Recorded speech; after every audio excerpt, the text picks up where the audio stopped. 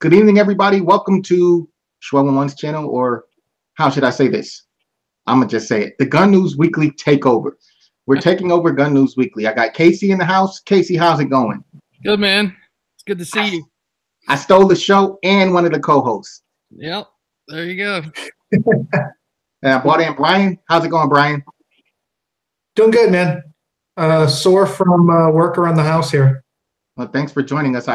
I know you guys were going through all types of stuff at work today. So thanks for joining me tonight. Yeah, that was interesting. Yeah, we'll definitely talk about that tonight on the show. Okay. I don't know where Kevin, the Googler, or Ross are, or Uncle Ross. I know that they're out in Vegas at SHOT Show. They probably think that they're too good while they're there to be on the show tonight. So that's why I decided I'm going to do my own show and screw them. So if they decide to go live on their channel, disregard. Just stay over here because this will be a little bit more interesting. Now, those of you guys that don't know Brian, You definitely have more fun. yeah, way more fun. Those of you that don't know Brian, Brian's a good friend. He shoots out at Big 3 with me.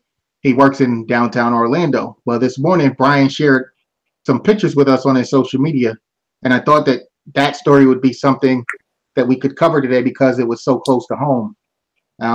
You want to tell us a little bit about it? I know you probably can't get into too many details, but you want to share a little bit with us?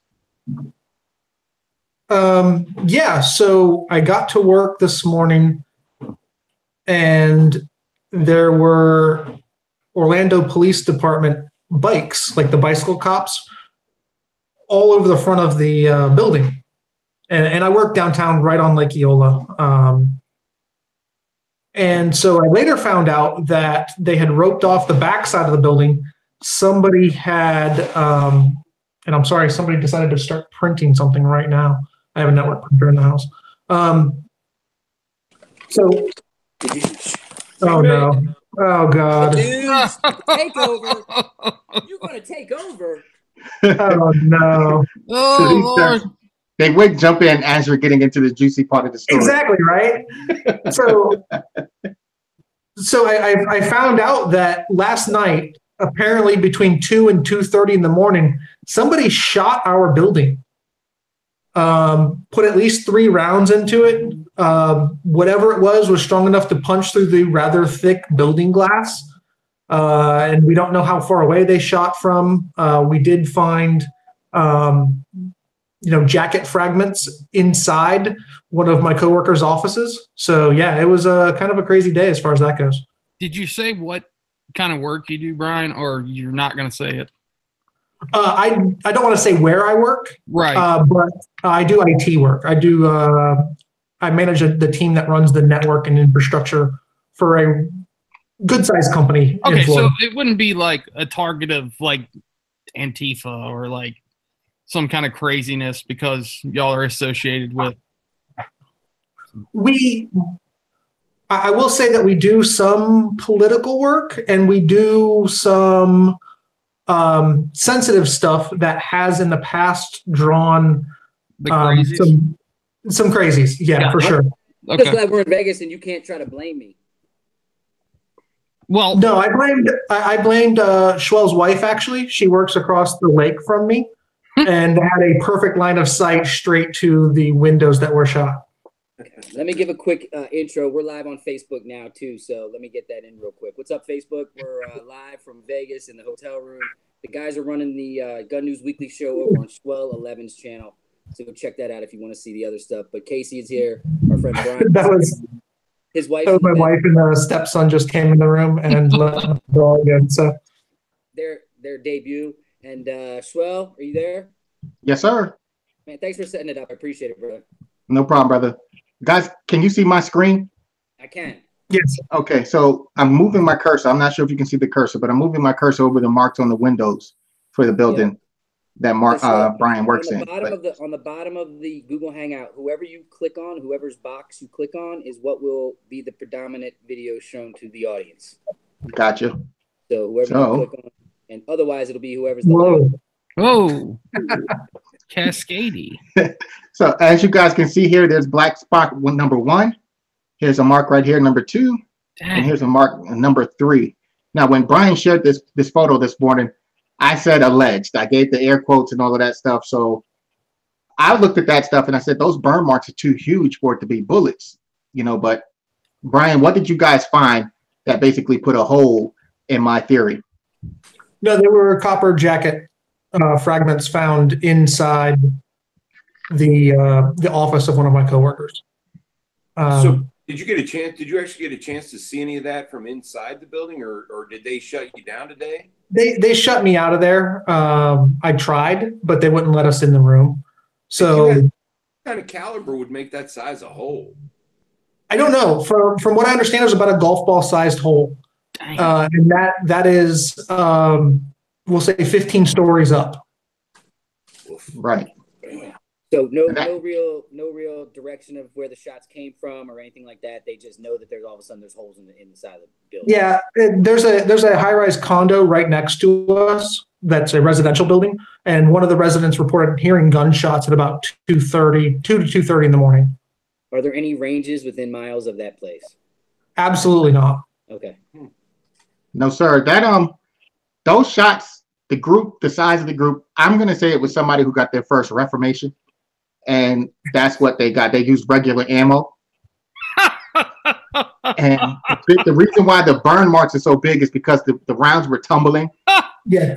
When they hit the building sideways. So dead sideways, yeah. Yeah, it did look about 5 MOA, didn't it? they were aiming for the 30th floor. We will get into this. Have y'all seen somebody already did like the famous lay the words over the Hitler in the movie? Yes, that was hilarious. Yeah. They've killed the marketing, they've killed the gun, they've killed the interviews that have been out there. That thing has just been destroyed all day, all week. It is definitely the casualty of SHOT Show 20. This is one where we'll look back like 5 years later, talking about something else. Remember that one gun? This would be the absolutely yards, 5 MOA. When I saw one Boots review, and when the guy started talking about maybe something that has fins on it or something like for the projectiles, I was like, what is this, a Nerf football? Like what? It's literally a copper Nerf football. No, but not that's what they're proposing. They're like $6 a round too, right? Something I'm like sure that. They're going to be insane. So it looks like the bullet looks like a Monopoly piece. Yeah. You shoot a box of ammo and you might as well have just filed your filed for your tax stamp.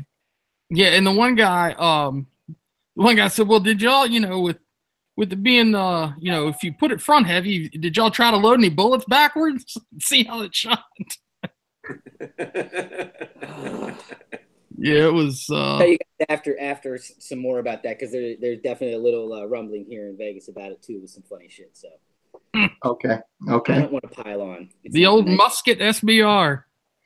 The Musket SBR. There you go. So I'm sure those that are watching this live, usually this show is broadcast Thursday nights on the Gun News Weekly YouTube channel, and we're broadcasting it here on mine. So welcome to all of the new followers, as well as those of you that are coming over from the Gun News Weekly regularly scheduled program.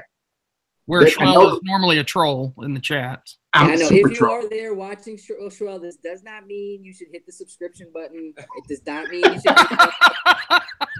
Does not mean you should share it. Well, you can share it. Share it. Hit the like button and troll the chat. I love it all. Please. He loves it. No, so again, to reset, we really appreciate you guys doing this and helping us out, because we didn't have to bring a command central, and to have you guys do it, and literally to have an iPad and an iPhone here and be able to do it, it's fantastic. We appreciate it. Let's talk about SHOT quite a bit, but let's first, did you guys get into the news of the week? Because as I was saying when I had a quick minute to talk to Schwell prior, we know that 2 shootings happened, but we have very little information. We have not had the TV on in here at all, and I have not been on the internet surfing stories and reading. Was it Kentucky and Tennessee? Right. Yeah. Or something like that? So what happened? It was a school shooting? Well, go ahead, Casey, and let us know what you know. Kentucky and Texas. Casey doesn't know anything. Googler, what happened in Kentucky? So Kentucky, that was the larger of the school shootings. 2 dead, 14 injured. Yeah. And, well, no, I've got 12 on here. Elementary school? Gotcha. Middle school. Middle school. 15, Yeah. 16-year-olds. He's facing 12 counts of first-degree assault and 2 counts of murder. Wow. Yeah. The other one was just injuries, correct? It was one 16-year-old girl. So She was shot with a semi-automatic 380 caliber handgun. There you go. So do we know anything about where the guns came from? I don't have any of that information. As I was telling you in the pre-chat, the coverage and the information that's coming out on this story has been very slow to come, and it's not being broadcast and thrown in our faces like we would normally see. And I'm not really sure why. It weirded me out that there was almost no coverage. Well, the other thing is these are both underage shooters. One's 15, one's 16 years old. Right. Nobody's allowed to have a gun. I mean, so they had to have gotten it either illegally or through their parents. Now, like Kevin said, we haven't had a chance to really research it at all. But I found it funny that we now are seeing a rash of kids shooting kids with guns, and how easily that could be avoided if these are coming from the parents, or even if they're coming from illegal sources. When go ahead. Yeah, I'm thinking about some new technology that we saw this week. You know, the different ways that you can protect those handguns and still have quick access to them these days. There's just so many different options for you, whether it's the biometric safes or an actual keyed safe or combo safe. We also did something with something called the Zore lock. Check it out, Z-O-R-E. Remember that? Yeah. Zore. Yeah. And basically, it's a unit that goes into the barrel of the gun through the chamber, and you have to do a quick combination on it. And as you rack the gun, that thing flies. The first bullet goes in the chamber and goes, but you have to have the code to be able to do it, the 3-digit code. And it's very interesting how it works. We had some video on that, but I'm watching that and I'm thinking, how could, at a minimum, you know, we know how many guns are. Well, we don't know the number. We know there's a lot of people that do have unsecured guns out there. And I think that that's what we can address just from knowing what we know about these things. And that Zore would be a great option for a price point, say under 175. I think they were selling it. Manufacturers, you probably get it for 160, something like that. I mean, it's definitely a viable locking system. Here's the, if you can focus on me real quick. Oh, that's cool. So basically that part goes in, and then you have a dial, and the dial is a code that you set yourself, and you start either way, and so let's say the code is 234. You take that little dial, and it's like it's a tactile dial. Because you go 2 and then 3, and then you can literally go, and it comes out as soon as you rack the gun. So, wasn't there something like that was tied to like a smartphone or some sort of NFC or Bluetooth device? They actually have quite a few of them here this year, and some of them are like for ranges where it like locks up the gun. Other ones are personal. This one in particular, I think they're a new company that's putting this thing out. And quite frankly, man, it's just another option. You know what I mean? If you can't afford the $300 for the safe, but you can afford the $150 for this thing, I think the general point is that it's important that we're responsible with our guns. Yeah. The other thing that I saw actually this year that made me gleefully happy is that there are tons of folks making display cases that are like freaking indestructible, dude. For gunshots. Yeah, I saw that today. That was cool. Dude, this whole rash of smash and grabs can be easily prevented. You know what I mean? And these guys are getting it done more and more economically. Hell, we watched one of them in a video get run over by a truck and no guns escaped that case. So I was happy to see that improvement. All right, what else we got going on? In terms of school shootings, there was 2 of them, and then was there any other stories in the news that were like worth following up on this week? Well, here in addition, here in Virginia, a 13-year-old in my neck of the woods here was caught at school with a loaded firearm. It was retrieved without any sort of incident out of the student's backpack in a locker, but he definitely had a loaded semi-auto handgun. Boy, those the ages scare the hell out of you because at that age you just can't reckon with the future. You know what I mean? Very tough age to be in a position where you have that much power in your hands. Yep, that was today here. And what's odd, when the story broke Monday of the first school shooting, one of my friends on Facebook posted up, a story, and the headline of the story was, first school shooting this year. How many more will we have under Trump? And the tone of the article was, because we have a Republican in the White House and they're running everything, that more of these things are going to happen. My argument was, from 2016 to 2017, there was a drastic drop, but then here you are, within days, another school shooting. And then what Casey's now talking about the child with a gun in his backpack. And you have to wonder why is this happening now? What's going on with these kids? And one thing that I've identified is bad parenting. We have lost the ability. I blame our generation. Yep. We have lost the ability to teach our children how to deal with stress. This participation trophy, this everybody wins mentality is creating a generation of kids who do not know how to deal with daily stress. Stress and failure. Right. Coddling when they're bullied, coddling when they're failing. It's just, these kids are not going to be able to deal with adult life. And this is how they're reacting. We also tell them that they can create their own truth and their own right and wrong. Right. And when you combine those two, then any kind of setback you can justify anything you want. It's a fantasy. Yeah. Well, not only that, you have a generation of parents that, grew up in the 80s and 90s, and now they're adults having children, and the dreams and goals of getting ahead and keeping up with the Joneses and all that detracts from people's saying, I want to make sure that my children are raised properly. I'm proud to say that was my wife and I's priority in life as soon as we had them, and agreed to it and talked about it and made sure that we lived life and continued to focus. It wasn't like a one-time conversation. It was, everything was about the kids first. And most of that for me is because, again, our dad passed when we were young, and we were out there freewheeling, trying to figure it out on our own. And a promise made a long time ago was be the best dad ever. And, that's how we do it. But there's so many people out there, again, that grow up today with an absent parent, with this, that, and the other. You're showing Brian right now, and I'm talking. Come on, you're going to produce this right? You're going to take over? And I got to troll him right in the middle. No one wants to watch me do my taxes. He's muted when he's talking back to me. He's muted.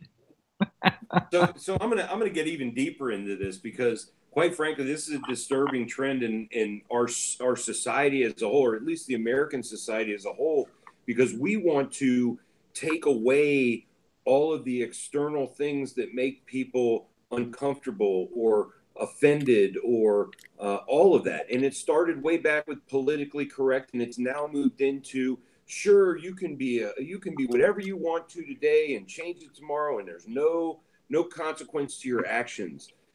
And I think until we see a major shift in the way that we view trouble, I think we're going to continue down this road until we're over. Add technology into this and go to a restaurant and watch how parents are parenting their kids by handing them an iPad rather than talking to them at a dinner table in a restaurant.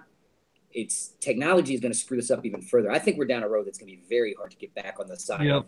More doing a great job than not. Well, and the fact of the matter that 13 through 16-year-olds are getting their hands on guns tells you something right away. Yeah. Not only that, but I think that's why drug use is up so much too. It goes back to what Schwell says with, not having the mental capacity to cope with problems and stress. And also, I buy into it.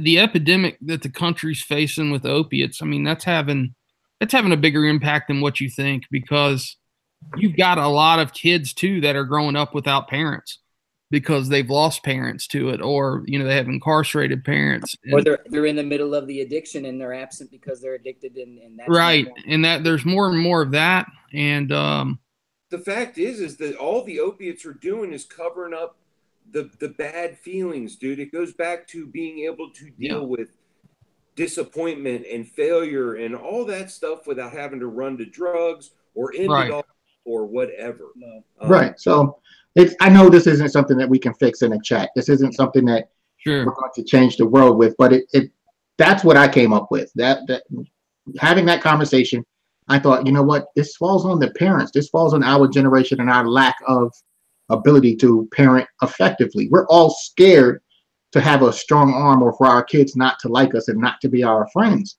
And I'm not my kids' friends. I'm their father. I'm their mentor. I'm their guidance. I'm not your friend. Yeah. That's right. That's right. I'm your parent. I'm friends, but I'm a sucker because I got girls. Oh, yeah, you do too. Yeah, so do I. So do I. Let's take a quick step back to the coverage piece real quick. You guys both mentioned that you kind of noticed there just wasn't a lot. And that leads me to where we are now and the story that we've been covering on this show since it happened. And with that general theme of why is there no information, or why is there no discussion about, or why are there no interviews with people about the Las Vegas shooting? And so last night we had an event over at the Mandalay Bay, and we took an Uber each way. And I've got on video discussions with both Uber drivers. The first guy was, I think, 62. He said 63. Older. Been living in Vegas for 25 years. Came here because his mother was dying, and he wanted to be with her for the last few years. Ended up staying. He's been a cab driver.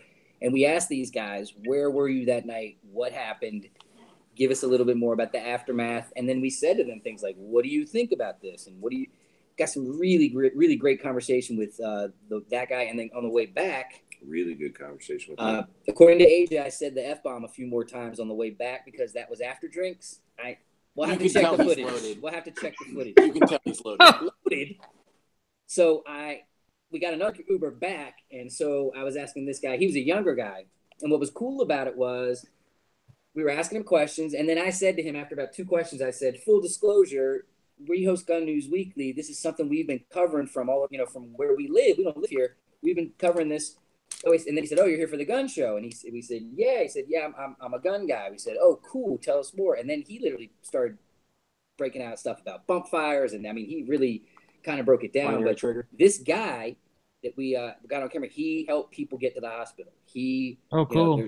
There's a whole story there. So I got 2 videos. I'm probably gonna do 2 separates. I think you should have seen if he wanted to come on one night too. We gave him our information, and he got a patch. So I'm sure he's gonna track it. And once that video hits, we'll see what happens. But I'm really interested in sharing that with everybody because I think out of everything that we did this week, that was like one of the unexpecteds that. As it was going, I think everyone in the car was like, "Oh my God, look at what we got going right here!" Because everyone knew. I mean, he was literally pointing out angles and where the cops were hiding behind barrier, and where people were running and getting shot at. And again, we drive right through the actual scene to get into the Mandalay Bay. And again, surreal. It is kind of surreal. It really Without spoiling, what you have on tap for the future, would you say that a lot of people out there are like us? They have a lot of questions. Things don't make sense. Things don't add up. Yes. Okay. Yes. People here. Yeah. And the other thing that we talked about, I will share this, was, we talked, because I said, how come no one's talking that, have you noticed that no one's been talking? Have you noticed on local news or anything that anyone that works in the Mandalay Bay or anything like that has said anything? Because you can't find an interview with someone that works there. You can't find them. And then as we were driving down the street, there was a flamingo, and I just harkened back to the day of the mob in Vegas. And, you want to shut somebody up. They know how to do that in this town. Yeah. They have a long storied history of shutting people up in this town. And everyone knows what the risk is of not shutting up in this town. That's a reality. So that was an interesting one. We'll obviously share much more with that as I get those two videos cut, because what's cool is they're raw. It's iPhone. But it was the conversation. It gives me an idea. Somebody should really spend like 2 weeks in Vegas and make an entire documentary out of the whole thing. I'll bet you if you talk to enough people out here and got a decent story from each one of those, you could piece it together and they would never find your body. I don't think you'd make it out of town. Don't say stuff like that right as I'm drinking. I just had to be honest with you. I just have a funny feeling we get to just about to the point where we have it all figured out, and then all of a sudden Ross wouldn't be around no more. Shout out to CJ Jackson. I just ran into him tonight for the first time, by the way. Finally happened. We always run into each other at SHOT. He still has an attitude problem, by the way, that guy. So that was a cool experience, because literally when we were catching Ubers, I was on the phone with my daughter, like catching up, and I was like, all right, we're gonna go to this party, see you later. We jump in the Uber and then just start talking to this guy, and it dawned on me, just kind of, you know, hey, were you working the night it went down? Yeah. And I looked back at Cooper and I was like, on? Yeah. And then obviously on the way home, it was like a given. But it was very interesting. Yeah. The guy we left with, or the guy we went to the Mandalay with, was not a gun guy. And to hear his story will be interesting as well. So it'll be a good one when it gets out there. Especially when I explained to him that the car he was driving was just as dangerous as a bullet. He was like, yeah, you're right. Yeah. Interesting. Is it that there's some of that? Probably more so. Yeah. Yeah. Was it a Mustang? I think I said something along the lines of, what's that? Was it a Mustang? Was it a Mustang? I'm giving Brian a hard time. He loves Mustangs. All right. So I'd own one if I could. It wouldn't work on my road anymore. So it's almost half past the hour. Do you guys mind if I reset real quick? Do it. All right. Let me see Knock yourself out. Quick. Let's see if I can do this real quick. I really want to give a quick thank you to the companies that help us get here and do this thing. So to reset a little bit before half past the hour, real quick shout out to Tactical RX. Make sure you check out tacticalrx.com. Got a video coming up with Brett. Ran into him again, obviously. If you need prescription glasses, if you need eyebrow, if you need those combination of things, there is no one else to talk to. We've known this guy long enough. We know about the machines that he has. We know about the dedication that he and his family have. Make sure that you go and check out Tactical RX if that's what you need. From there, we talk about Lanzang Tactical. Again, you want to talk about bolt guns, you want to talk about gas guns that are winning sniper championships, go check out lanzangtactical.com. Enough said. Enough said. Yeah. I mean, you're talking about three of the best companies. Well, we also got AMTAC suppressors. Again, for the second year in a row, helping us make it here.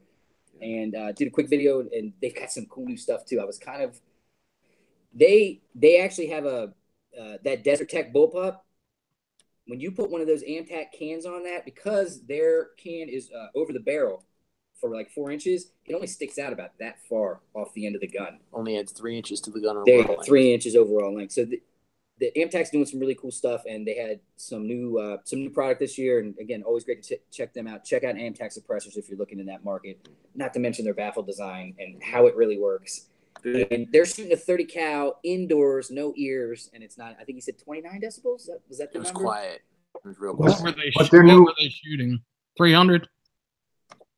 I can't remember what he was saying. I think he said 300. Probably Is 300. there a new can? That's the Mantis?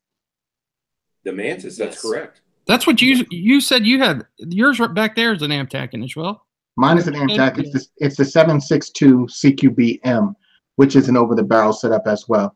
Works extremely well, but I know they just introduced a new model at this SHOT Show. Yes. And there's also a shorty version of that one and a new 22 can. So a lot of cool stuff from them. And again, just the difference is they innovate. They don't say, hey, here's the end of the barrel. Let's put a suppressor on it. It's let's integrate it into that system and make it shorter. So it's not all about QD and all the weird things with all the people that do, different muzzle devices so that it goes on quick and easy. It's about making it so that it's balanced, but more compact in essence overall. So great stuff there. And other than that, check out funkertactical.com. We just dropped a video today. A great video with our friends at Max and Defense. That's Tonto Peranto. Got a lot of great stuff coming up with those guys this year. Daniel Shaw and he had a great conversation about a couple things, and you can check out Tonto's Toolbox. That's that video that's up right now on Funker. Make sure you check that one out. And we've got a few more to drop in the coming days, weeks, as well as a couple of things we'll drop on Gun News Weekly and Tac Daddy. So that's how you can follow and see what we got here in terms of coverage. Now that that's over, do you guys have any questions? Or do you want like a review, and then we can kind of go into different parts of SHOT and what was different this year versus others and that kind of stuff? Or what do you want to talk about? Is Red I have Dot? one question. Yeah, go ahead, Troy. My first question is the turnout. How much media and retailers were there? Is this I saw a couple of videos. I watched Paulo live walk through the showroom floor. He went from the basement all the way to the main floor, and it seemed like he had way more breathing space than I'm used to seeing at SHOT Show. He must have done it early. What we find, Schwell, what I've really noticed is that it doesn't start rocking until like right around early lunchtime. Well, I think he said retailers, not people. Right, Schwell? Well, I just mean the crowd. How big was the crowd? I thought you meant like exhibitors. No. I think we have different opinions. Go ahead, Ross. Yeah, I really thought that it was light early, and then it picked up later. I know I talked with a couple of booths that said the same thing. They the first day was swamped. The second day was like nobody showed up until after lunch. There was a lot of room yesterday, a lot of room to move around until the afternoon. And then today was just steady. You know what I mean? It just felt steady. I have a different opinion. This is my 5th year, and this was definitely the one where I had less having to like pause amongst the masses and wait for a cross group to go and then go. Like there was none of that in the booth area.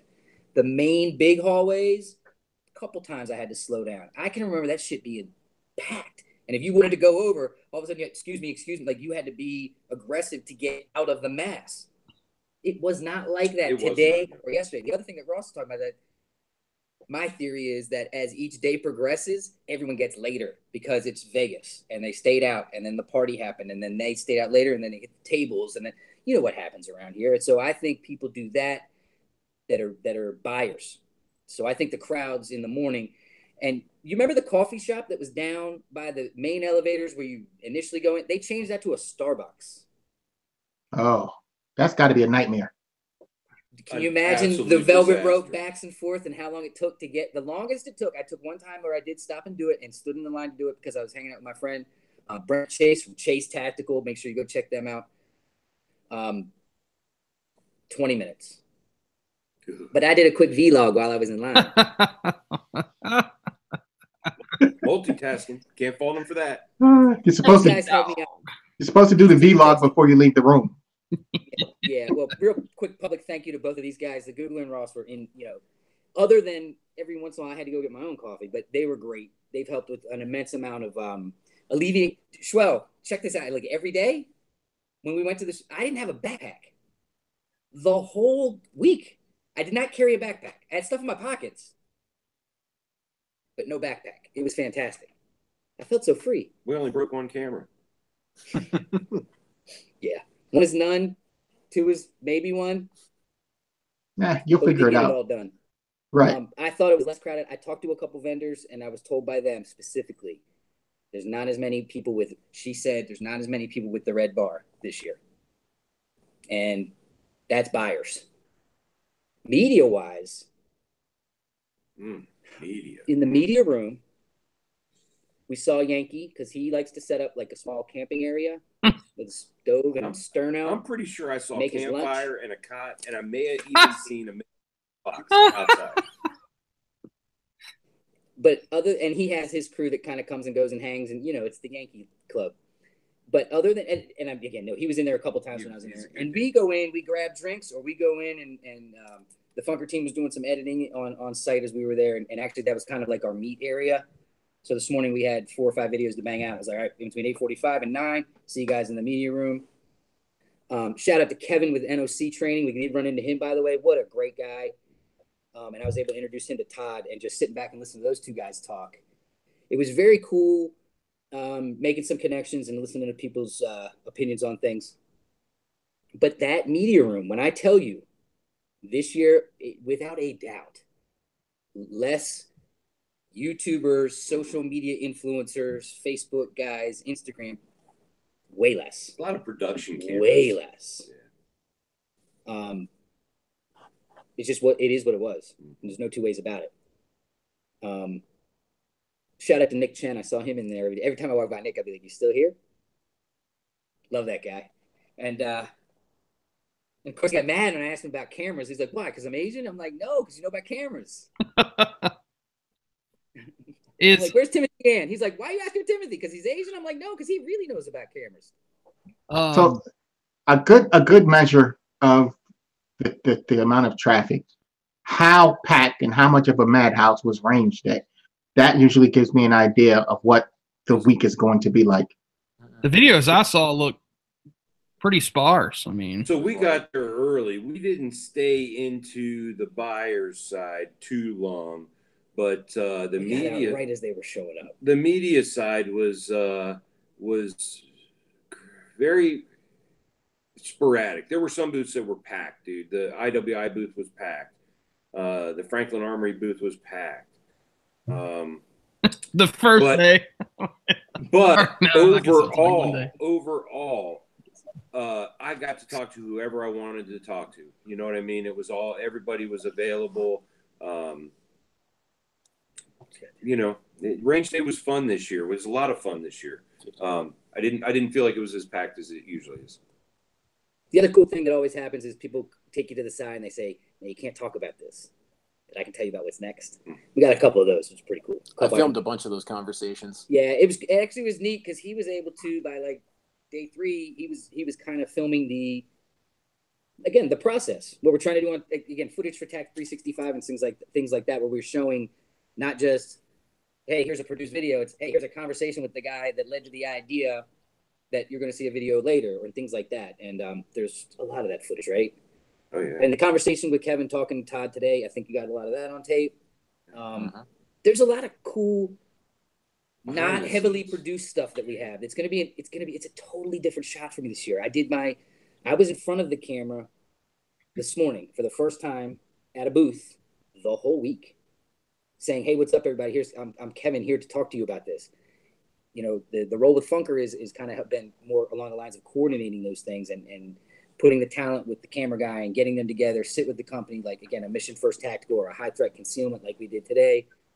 You know, hey, let's talk about the new product, and then boom, they do their magic. It gets filmed, it gets edited, and we're doing crowd control. You know, in essence, we're basically making sure that guys got enough movement area to move around the cameras and have the conversation. So without getting bumped or beat up. Totally different. Totally different. But fun. I had a great time. Don't get me wrong. And a lot of talking to some great companies. You know, companies I hadn't spoken to in the past. Meeting a bunch of new people in terms of again, just opportunity for the future for Funker and a few other things that are coming together very quickly. Lots of old friends. Lots of old friends. Again, AJ's always amazed when he has a good time watching the interaction because, you know, he doesn't know some of these people, or, you know, we stop by and I walk up to a guy and I say, "Hey, we have a quick interaction." We leave and he's like, "Who's that?" And I'm like, "That's Braun Strowman. That's the WWE dude that crushes people and throws them through, you know, gets chairs and bangs, and that's that dude." Or it was fun, man. We had a good time today. And because today was really the day where after lunch, it was just go cruise, get a few things, go talk to friends at Tactical Walls, that kind of stuff, you know. Cool. Is red dots on pistols still a big deal? Is that? Yeah, you're not going to not see it, but I didn't feel like it was like something that was like overly pushed this year. The two things, I said this in my social media, the two things that I saw everybody doing was 224 Valkyrie and 6.5 Creedmoor. And 9mm carbines. That's, just huge. There's not even the AKs at Century, there's a 9mm carbine, you know, a 9mm version of it now. That's kind of big. People want to be able to stick mags. Did you guys get to Palmetto State to check out their PSA 5? I did not. We went by there. He was pretty busy. His booth stayed pretty busy. We did not hang out at PSA. I did have an interesting take on the X19. Oh, God. If you close your eyes and you walk down the line where all those Glocks are and you grab every single one and you rack it, guess what? They're all Glocks. Some are a little shorter, some are a little bigger, but for the most part, grip feels the same, trigger feels the same, rack and the slide feels the same, it all sounds the same. I totally disagree. I agree with the premise. He likes the lanyard holder because he wants to hang it. I do not like the lanyard holder. I have no use for a lanyard. But I will say this, the 19X, which I went to the booth hating. You can hang it. I went to the booth hating this gun. I did not want to like it. I got to shoot it. I got big hands. I felt like it would like it's almost not noticeable, but it's totally noticeable. The extra whatever couple of millimeters on that grip is exactly what you need in a 19. I hate to say it because I really didn't want to like it. The Glock 19 is the gun that everybody did. The 19X is the gun that everybody didn't know that they wanted and needed. Is what it is. It's unbelievable. It really is. Well, if you can focus on me real quick, I'll show you. I mean, again, swag was heavy this year. A lot of people giving away. It's Brian's face again. Why is it Brian's face? He's probably laughing at my facial expressions. Click on me. Tack wants no one wants to see your Gen 5 coin. Oh, you're letting down. Swell's letting down everybody. I clicked on it. Stop your bloody whining. Can you see it? Yeah. So there's the Gunny Marine Corps. Pretty cool. Badass. That's a badass challenge coin for sure. Was Gunny in the attendance this year? Oh, they're always there. Yeah. The Glock booth. The thing is a mothership. The mothership. This booth. Yeah. They dropped a new booth. Vortex's booth was new. There was a couple others, but oh my gosh. Buildings inside of buildings. You're literally talking about 50 employees, you know what I mean? Buildings inside of buildings, upper deck. I mean, really crazy and nice plush floor, which is always nice. I'm pretty sure they needed a permit to put that thing up. Were they selling merch again at the booth? Not that I know City of. had a store. I didn't see one for Glock. But they were also giving these out. They were also giving these out. Oh yeah. Oh, free. We talked about these a couple weeks ago. Glock was giving those out? No. Pipe hitters. Oh. Dude, that dude on the end has no ass. You notice that? Great. Mine gets here tomorrow. I actually ordered one. I actually support the movement.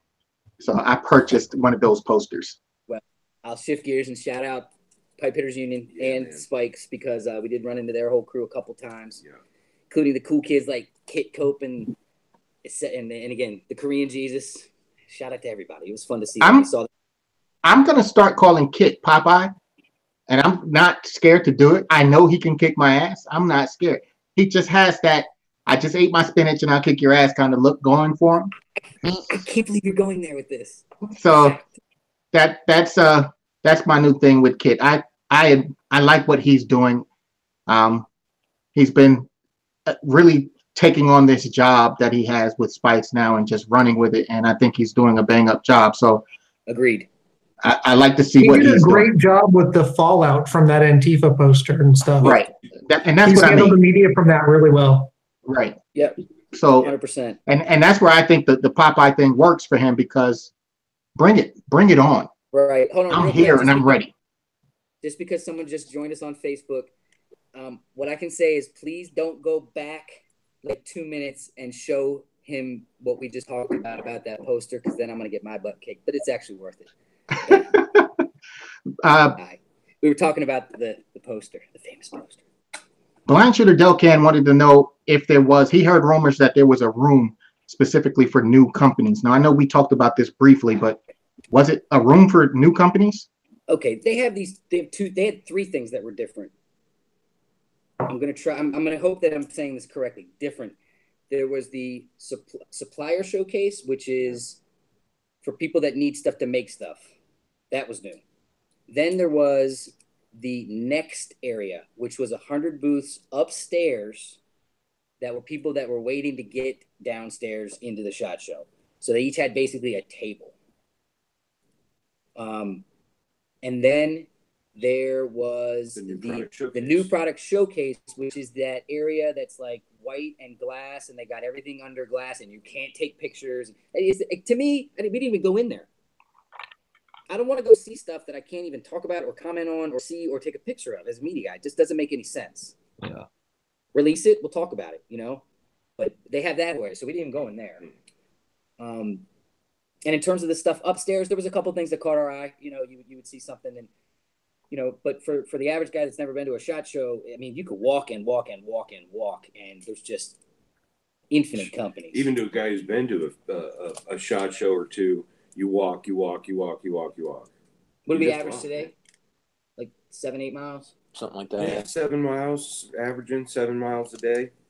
Not bad. And that's according being to- efficient. I mean, that's Yeah. saying we're going to go downstairs and do this, this, this, and this, and eat lunch, then go do that. You know what I mean? Like that's being somewhat efficient. But yeah. So what else? What else stuck out for you? I got major stuff that stuck out. Range day, found out that H&K and I can't remember the other one.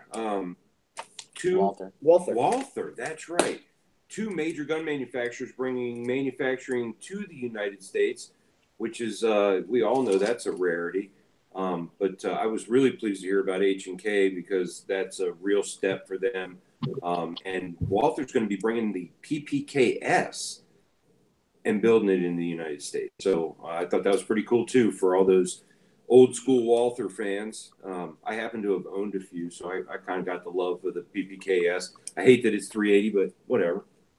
Question, because we had a conversation, and I'm just curious as to what you guys on the panel think. Would you purchase a single-shot semi-automatic MP7 if it was available? Yes. Yeah. Sign me up. A single shot? No, not single-shot. Semi-auto. Oh, hell yeah. Yes. Yeses? Yeah. So why aren't they doing that? Because of restrictions, the government over in Germany. But if they're building them in America because they built a facility here. If that is what they're going to be building. Now, while Ross was talking about it, one thing I want to talk to the folks that are watching. What this means by them building certain guns is there are certain import restrictions that are lifted because they're built here in the United States, as well as cost-saving potential. They're going to be selling guns like the P30 at 30% lower than what they've been before. So we're going from a $1,000 pistol to a $700 pistol based on them bringing manufacturing to Georgia here in the United States. And so depending on what they're going to be doing at this facility will determine what we'll get, what they're going to offer to the U.S. market. Do we know any idea of what they're going to do at this facility?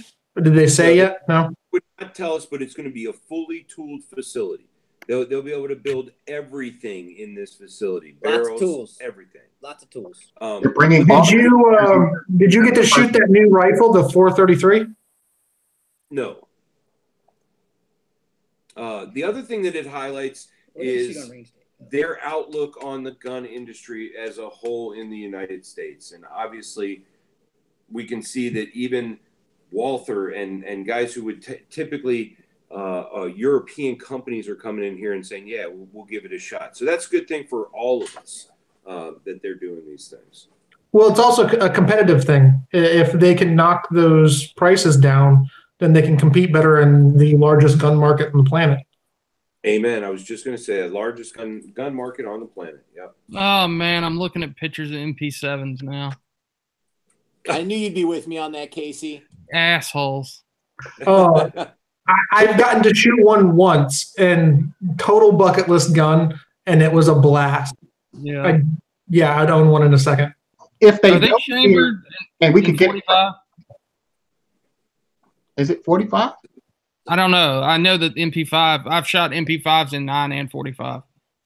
No, the MP7 is just that 5 FN millimeter round.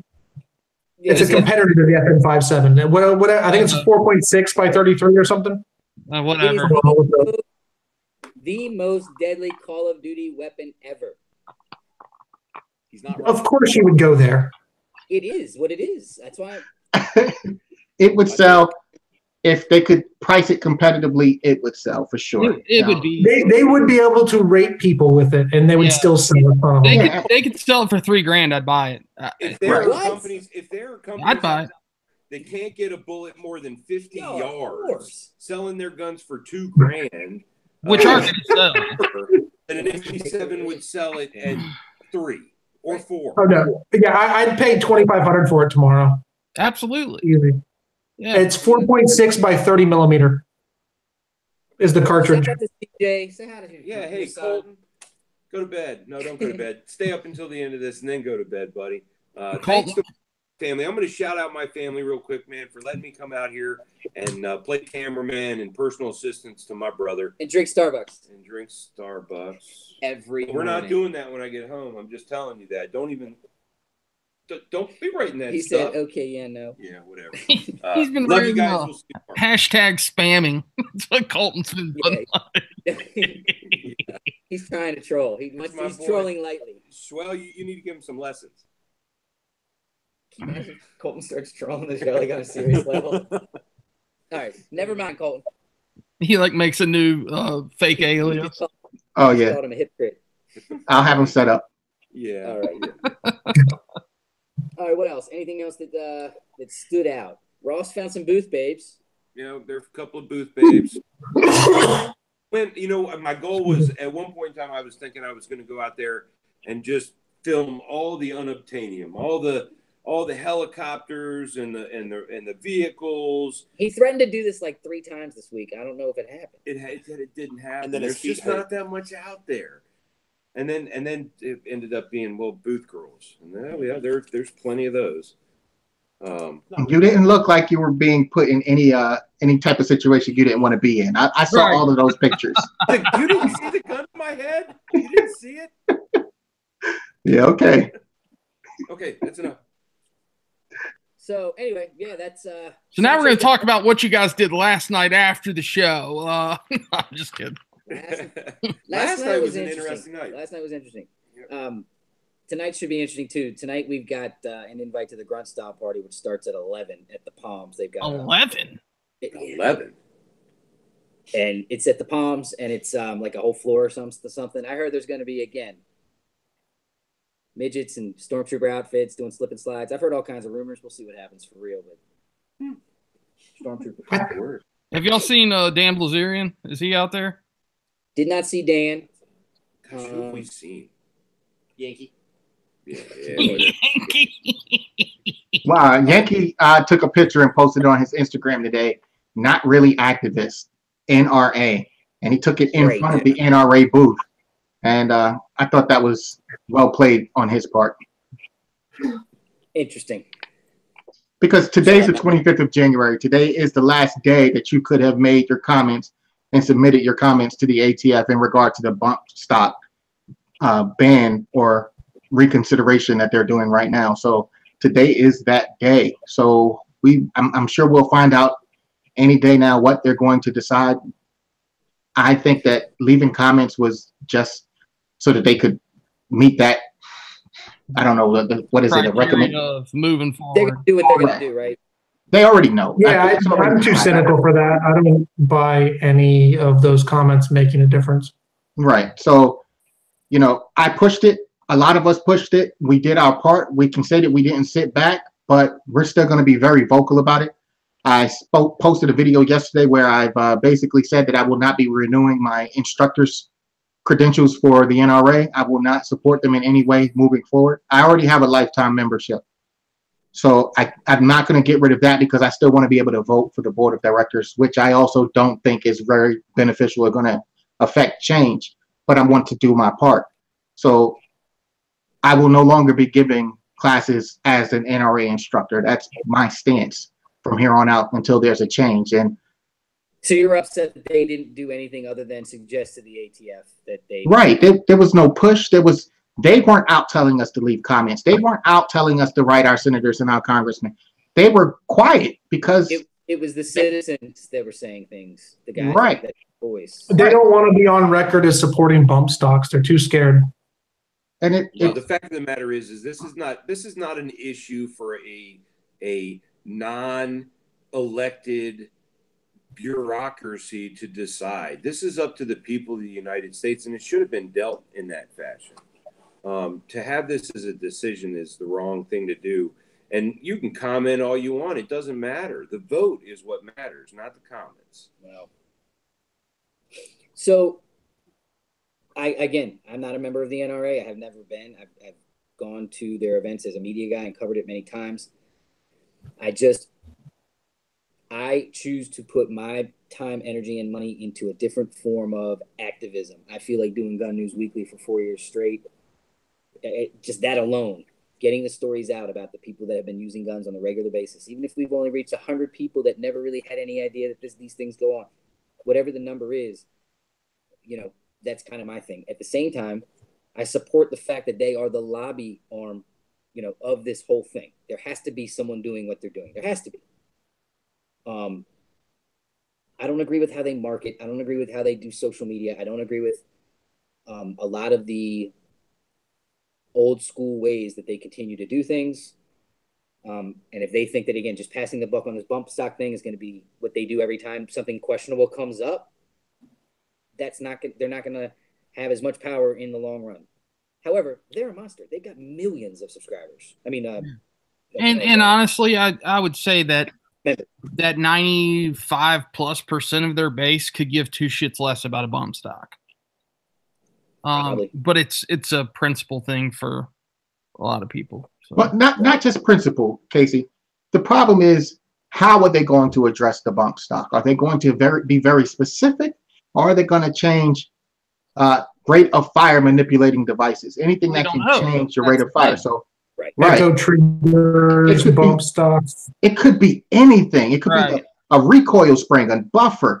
It could be anything. So leaving it up to them opens the door for us to only be able to use slingshots because they've made triggers illegal at the stroke of a pen by just making a decision. So that's what I worry about. Not just the bump, because the bump stock isn't really that important. It's what they can do with this power that they have, and can we trust them to do the right thing?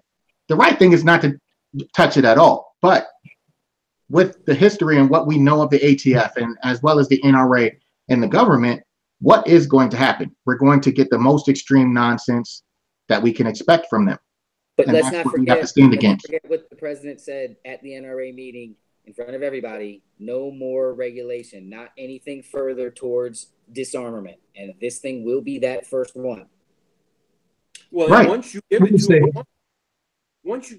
once you open the door for other things to be decided in the same fashion regarding enhancements and or improvements to a weapons platform, and that's not where this decision belongs. It doesn't belong to an agency that's there to enforce, not make the rules. Well, and again, there'll be lawsuits, and there'll be all kinds of things that happen as a result of it. Shout out to Blake, and I agree with his quote: most NRA members love Mausers and Geritol. Back to Kevin's point, though, I don't think they do enough lobbying to justify that as an argument. When they spend $3 million a year on average on lobbying, that's a fraction of what money they bring in. It's a fraction of what the anti-gunners are spending on lobbying. We need a real lobbying organization if we want to call them the biggest one.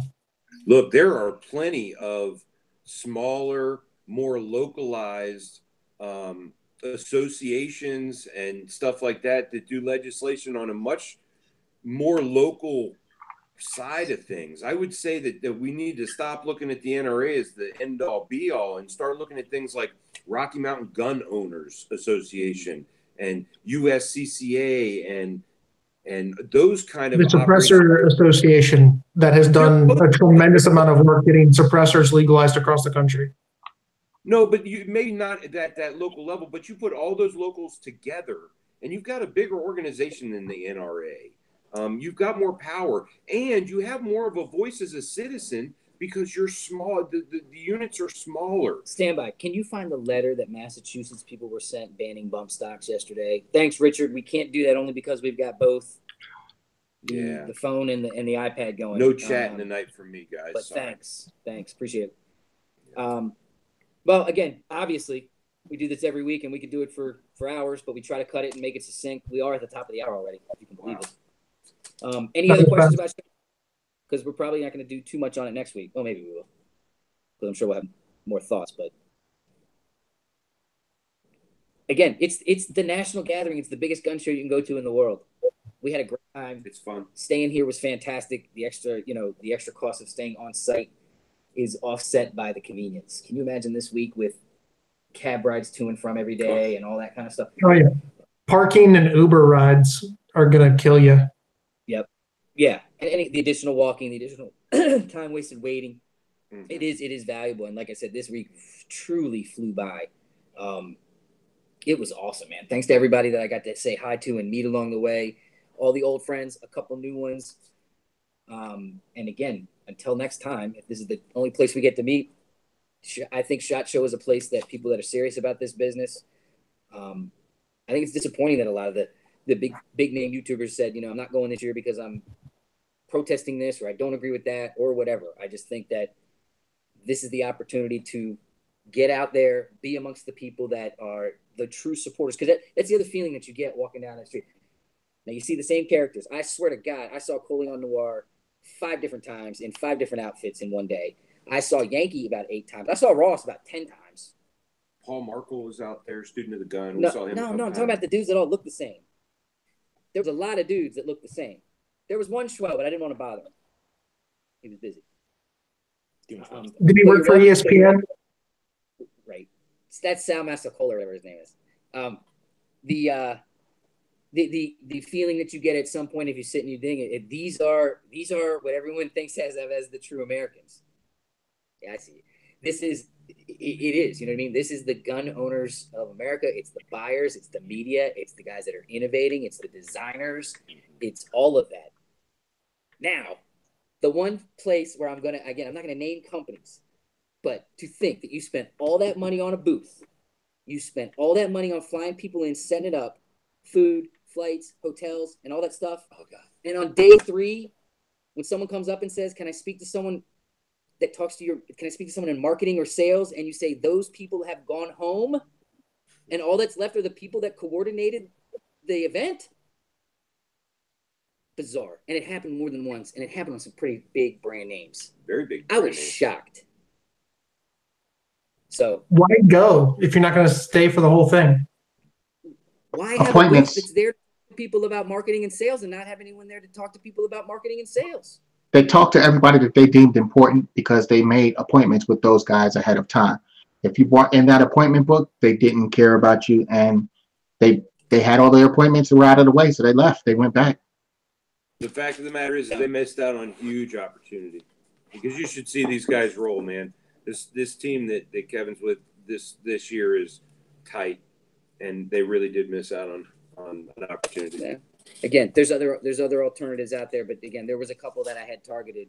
There was a couple that I had actually, for the most part, when someone said, no, I've got a lot of appointments, but definitely stop by and say hello. A lot of those people were there, and we did say hello and get to change and exchange. I got that. We got a volcano happening outside. Oh, you guys want to see the volcano? Volcano's cool. The volcano over at the Mirage goes off. It might be the end of the time for the show. So show us. It's 10 o'clock. Our time. Grab the thing. Let's go. Here, guys. Push it.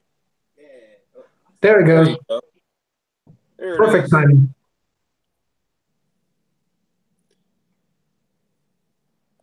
Yeah, so we get to see that crap like 3 times a night. Shakes the room. Yep, it does. I think I saw Googler in the reflection. You may have, actually.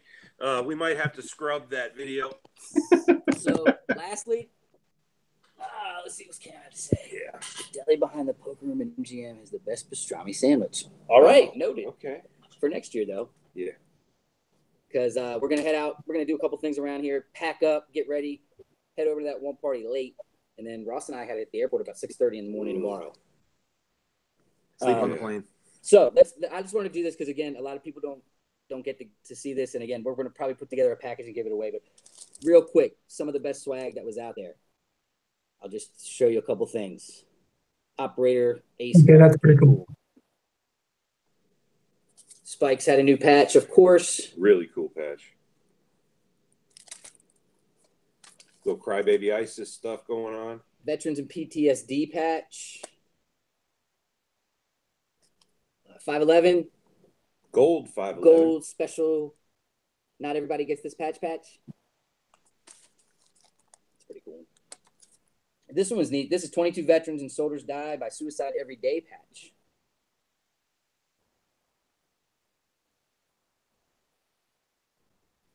Max in Defense. And they also have these tiny little M's and like little hexagon things. Tiny little patches that are pretty cool. Do you have one? Yeah, rough guy. Oh, sorry. Little M. Shout out to Maxim. Little M, big M. There you go. Ding. And That one. saw my boy Aaron last night, and we did a little patch exchange, so he hooked me up. Night jiggling. He's night jiggling.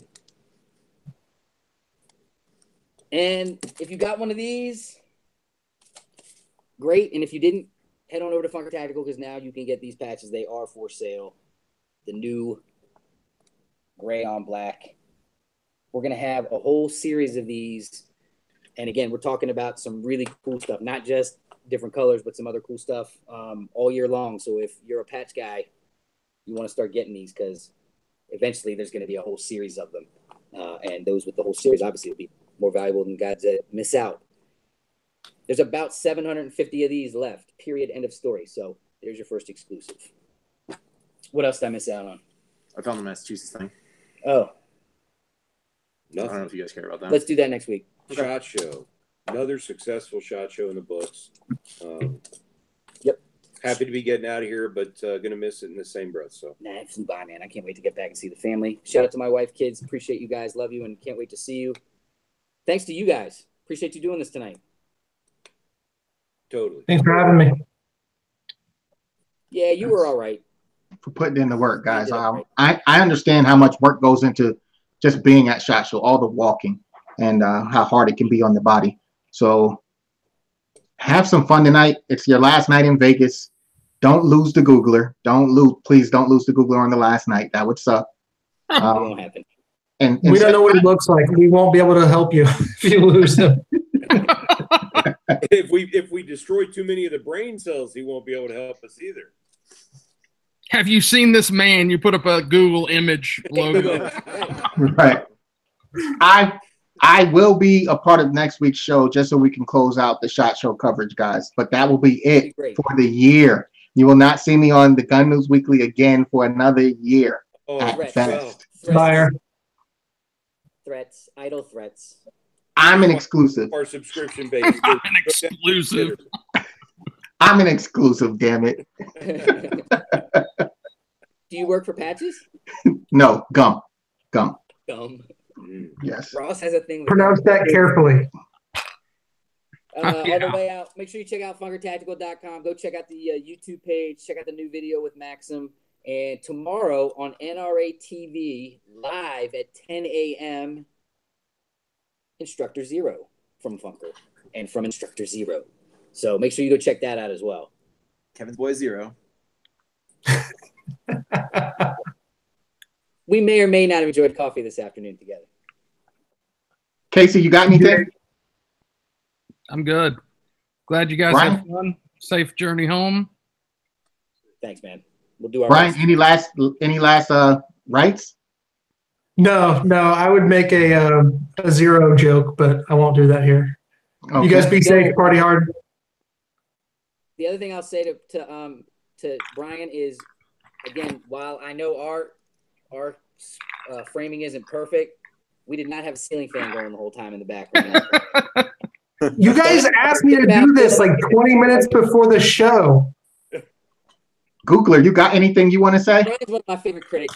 Just so you know, he's one of our best friends, and he gives me no holds barred criticism and critiquing to make things better. So whenever I do something, I want you to get better, Kevin. That's the whole point. I believe in what you're doing. Every day. Every day. Every day. Hey, stay out of. You had a Paulo sideways in your vlog. Come on, man. Vlog. Vlog, guys. Vlog. I'm not at home, so I can switch that so easily. But we're going retro. All right. Appreciate everybody tuning in. Seriously, and appreciate you guys doing what you do. And I'll sign out on Facebook right now. You guys, we appreciate it. We'll talk to you soon. We may or may not go live from parties. No. I'm gonna go. You don't want to do that. We hung out with Alex last. Alex, will he do it? The series on Grunt Style where they put him in a goalie, hit him with goalie with hockey pucks and stuff. He'll be there tonight. He'll go live with me. I feel like tomorrow's going to be a very rough day for me. Tonight is going to bleed into tomorrow. You're not going to have enough time to sleep. Well, on that note, guys, I hope everybody's out there having fun, being safe, and also being responsible. And I hit you with the 2 fingers. Later. We all will. Peace.